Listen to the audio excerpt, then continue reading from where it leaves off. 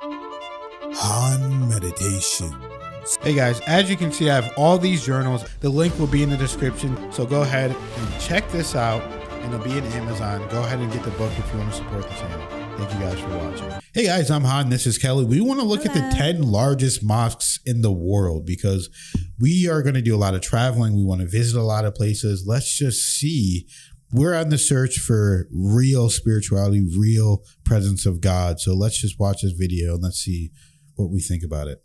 Mosques are a place of worship for Muslims all around the world. Now, they are grand and magnificent structures. Now, of course, there are some that are bigger than others, so I decided to take a look and see what are some of the biggest mosques out there. Welcome back to another episode, guys. My name is Leroy Kenton, and let's just jump into this list. We're going to see some amazing, extraordinary structures. And the first mosque that I'm going to feature comes at number 10. We have the Hassan II Mosque. Now, this is located in Casablanca, Morocco, and the Hassan II Mosque is the largest in Africa, and it has the world's second tallest minaret. Now, this mosque sits over the Atlantic Ocean, and part of the mosque is actually on land, and the rest of it is over the ocean, which is pretty cool. There's also a laser on top of the mosque that's directed towards Mecca, so Muslims know exactly which direction to pray. And this building can hold a capacity of over 105,000 worshippers, and it was completed in the year 1993. The mosque at number 9 is the Great Mosque of Algiers. Now, the Great Mosque of Algiers is home to Africa's tallest minaret, and is located, of course, in Algiers, Algeria.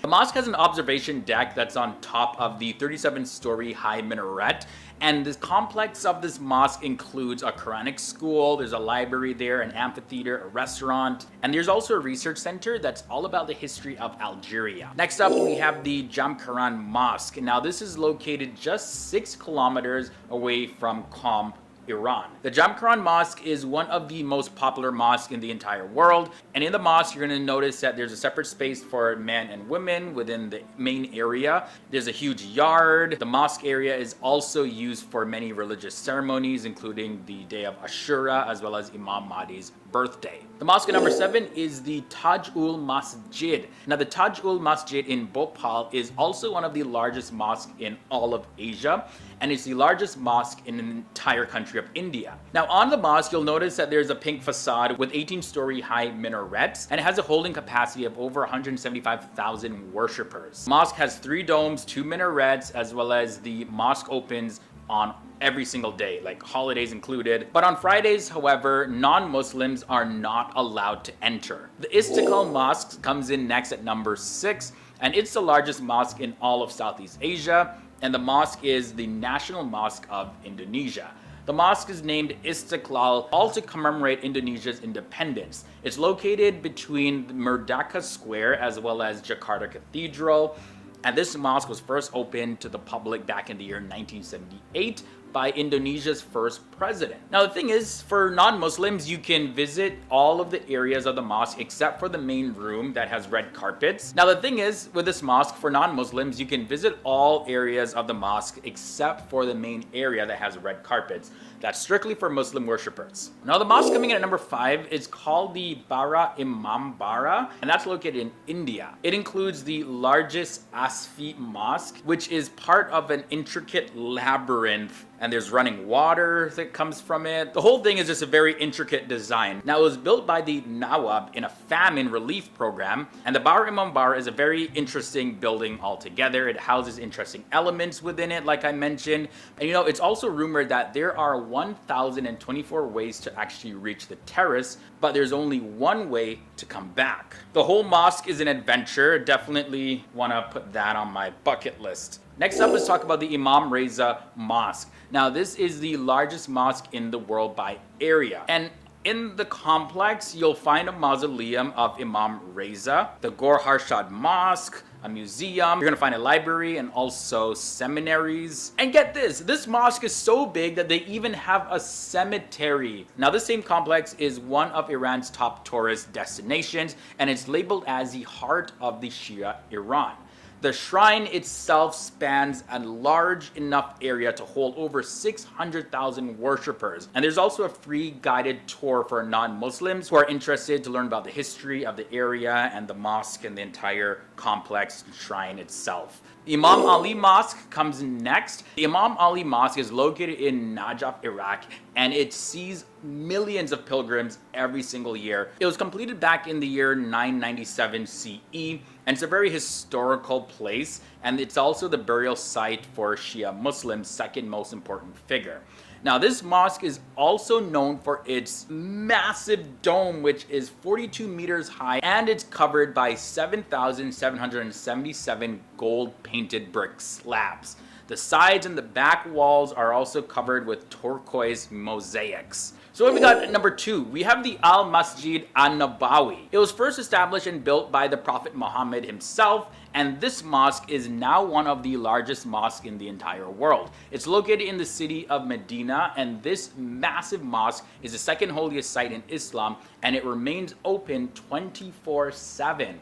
So this mosque is located right at the heart of the city with many hotels as well as old markets around it. And this mosque is also a major pilgrimage site for Muslims from different parts of the world. So for many Muslims who perform the Hajj, they continue to go on to Medina to visit this mosque. And speaking of Hajj and Muslim pilgrimage, at number 1, we have the Great Mosque of Mecca.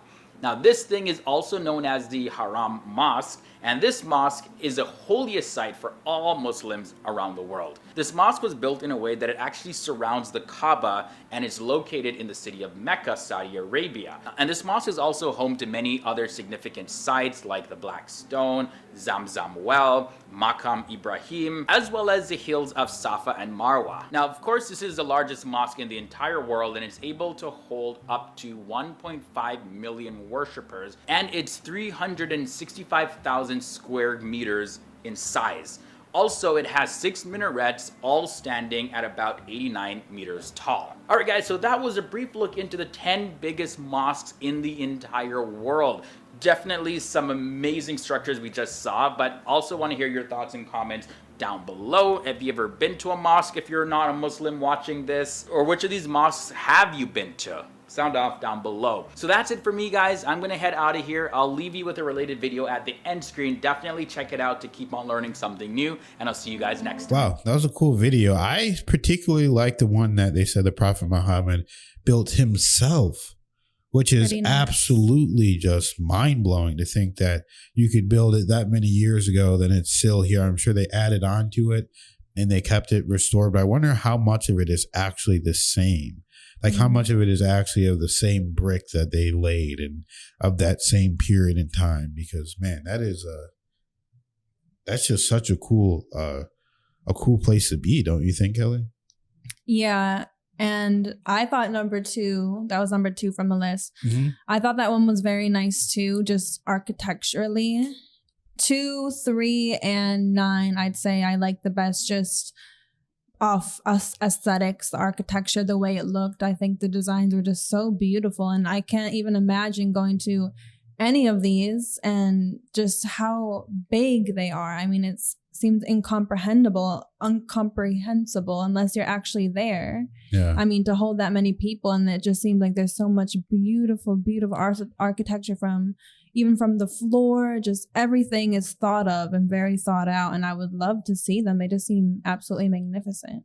Yeah, that's really the style that I love to see and I love to be around, because it's just it's so brilliant. It's so ancient. It really brings you back to that time period. And it's almost as if the architecture itself allows God inside of it, because whenever you're in those places, I'm sure you just feel so much brilliance, so much enlightenment, so much oneness with God, that we really have to get to some of these places and really just actually see it and feel it for ourselves. Absolutely. It reminds me of that video that we just watched where the Christian pastor was saying that, he's like, if you think that these Muslims aren't getting into heaven or whatever, he's like, then you have another thing coming, because they're praying every day and they're doing this like it's, like it's real. Yeah. Oh, and that reminds me, I believe it was the 4th temple it showed.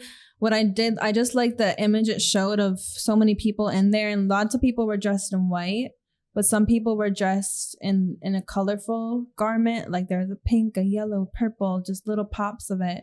And it looked like just so pretty. It looked like little gems just all together. It just looks so, right here. Just those pops of colors of everybody.